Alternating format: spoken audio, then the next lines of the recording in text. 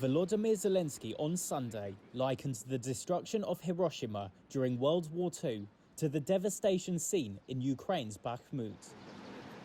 On Saturday, Russia claimed to have captured the eastern city, which has been the focus of the longest and bloodiest battle of the conflict. Zelensky, in Japan for the G7 summit, denied this.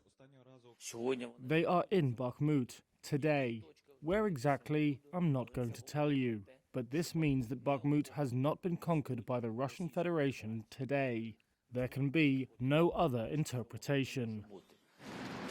In Hiroshima, the Ukrainian president laid flowers at the cenotaph to victims of the world's first atomic bombing of a city. Photographs of the aftermath reminded him of Bakhmut and other destroyed Ukrainian cities, Zelensky said.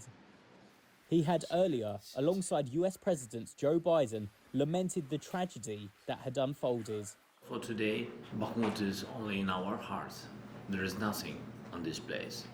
So, just ground and a lot of dead Russians. During that meeting, Biden announced a $375 million package of military aid, including artillery and armoured vehicles for Ukraine.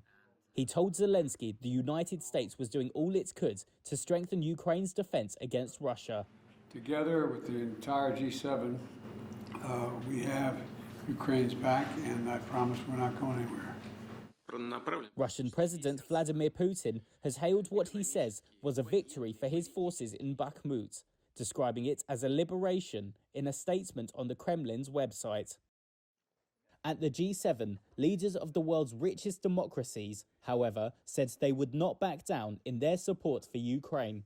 During the summit, Biden told G7 leaders that Washington supports joint allies training programs for Ukrainian pilots on F-16s. Kiev has not yet won specific public commitments for delivery of the fighter jets, but Zelensky said he was confident they would.